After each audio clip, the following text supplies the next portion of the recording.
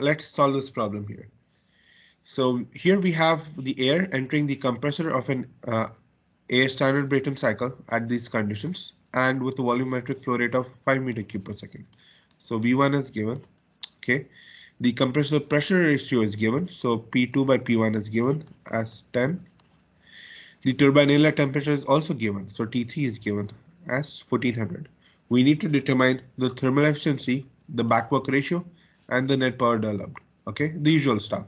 Now here you may be provided with a schematic, all right, but you should know how to draw the TS diagram. And drawing the TS diagram is essential because you should remember that the heat addition process is happening at constant pressure. Same way the heat rejection process is happening at constant pressure. Why should you bother remembering that? Well, you're going to need that when you're trying to solve this problem. Okay. If you do not make that interpretation, you're going to get stuck in determining the enthalpies at some points. Okay, so now let's go ahead. Now, if you want to determine thermal efficiency or backwork ratio, well, you got to come up with the enthalpies, right? We need enthalpies. Now here we're treating air as an ideal gas. So for an ideal gas, we can get enthalpies just by knowing the temperatures. And we know some temperatures. We know T1 and T3. So we can just go ahead and from table A22, get the value of enthalpy at state 1 because we know T1. Same way get the enthalpy at state 3 because we know T3 already. Okay. T1 and T3 gives us H1 and H3. Now we need to go ahead and find out the value of H2 and H4. So here we have an ideal gas with variable specific heats. And why are we treating variable specific heats? Because nothing is mentioned about constant specific heat assumption. So if nothing is mentioned about constant specific heat, which is an approximate solution, you go with the exact solution. Okay, the exact solution is when you treat variable specific heats or specific heats which change throughout. Now, when you have an isentropic process, such as the one from 1 to 2 or from 3 to 4, for an ideal gas with variable specific heats, we know that the ratios of pressures will be equal to the ratios of PR2 to PR1, the ratios of relative pressures, that is. And the values of PR2 and PR1, these are dependent only on the temperature. So if you know the temperature, you get the value directly from there. Now, for determining PR2, right? First, what we need to go and do is determine PR1. Okay, PR1 we can directly get it from the table because we know T1. So once you have PR1, determining PR2 is simply a matter of taking the pressure ratio P2 by P1, which is given in the problem, right? Given as 10, multiply it with the PR1, which we found out at T1. And once you do that, you get the value for PR2. Now, why did we find PR2? What can we do with PR2? We can go to the table and see the temperature and enthalpy. Exactly. PR2 is only a function of temperature, as is the enthalpy. So we can just go back to the table and by interpolation determine S2, which is what we wanted. So we use PR2 as a way to go and determine enthalpy. Okay. Now we got S2. We have to do something similar for the process 3 to 4 as well, right? So for process 3 to 4, again, it's an isentropic process. Again, we're going to make use of the ratios, pressure ratios between 3 and 4. So we go ahead and determine the value of PR3, okay, because we know the temperatures.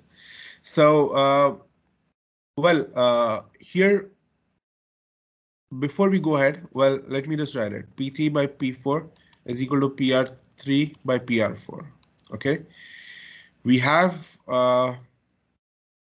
PR3. We need PR4. Do we have the ratio PR3? Do we have the ratio P3 by P4? Yes, we have.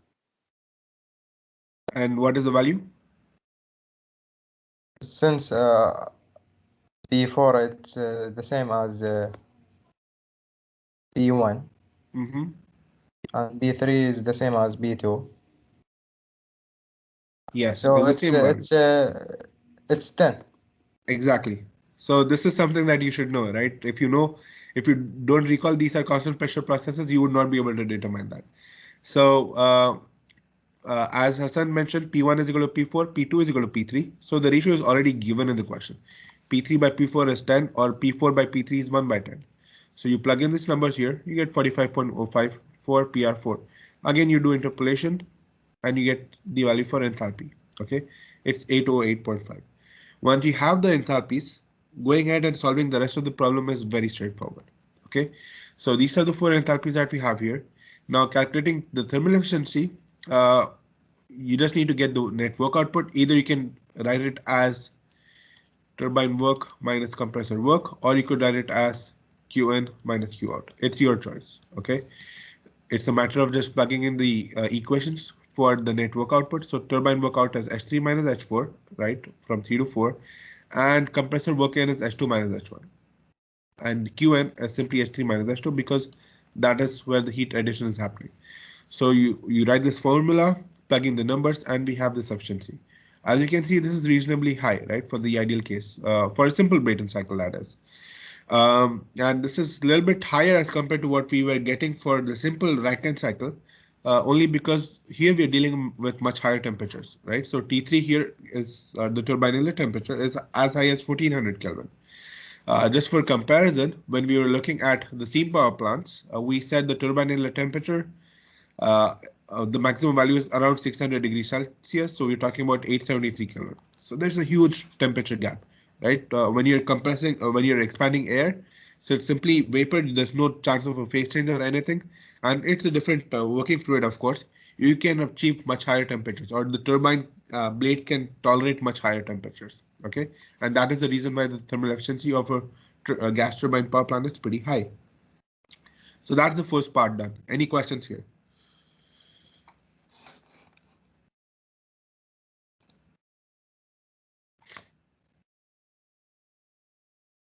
Thank Okay. you, Doctor. All right. If no questions, then let's move forward.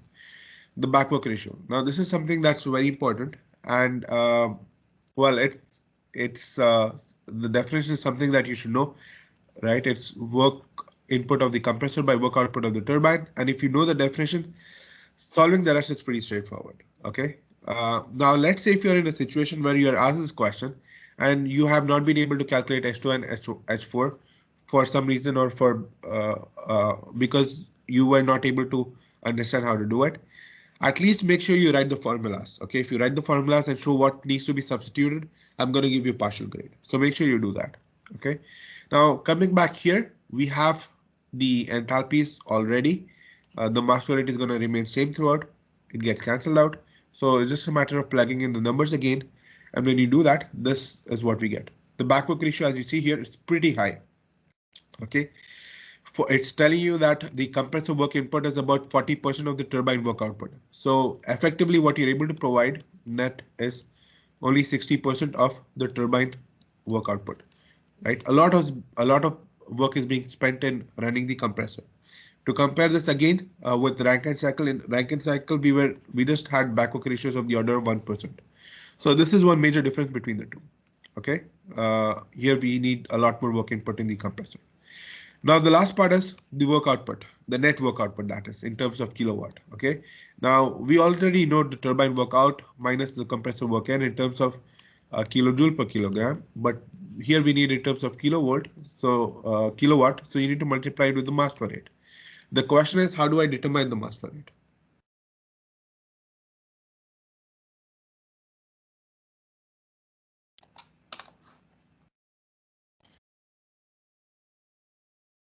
It should be by the volumetric flow rate, but I don't remember the rule. Okay. Using Yes. the volume, doctor. Yes. You guys are correct. We have to make use of the volumetric flow rate that's given in the question. But here the important part is you got to be careful where the volumetric flow rate is given. As you read the question, you understand that the volumetric flow rate is given at the inlet to the compressor. So volumetric flow rate is given at state 1. Now, if you want to convert this into mass flow rate, you got to make sure that you use the volumetric flow rate at state 1 and the specific volume at the exact same state. Because there is law of conservation of mass, but there's no law of conservation of volumes. V2 is not going to be equal to V1. Remember that. Okay. Although m dot 1 is equal to m dot 2. Right. So you got to make sure that you're making use of the same specific volume to convert the volume flow rate to the mass flow rate. So you just have to divide the volume flow rate that's given at state 1 by the specific volume at state 1. And the way to determine this is pretty straightforward. You know, you have done this several times. RT1 by P1, just keep P in kilopascal. Once you do that, this is what we get in terms of the mass flow rate, 5.807 kilogram per second. This is the only tricky part here. If you know how to do it and if you do it correctly, then it's just a matter of multiplying this with the work output that we already calculated, right? This either you can calculate it again here, or this number is something that you already have from this part, from the thermal efficiency. All right.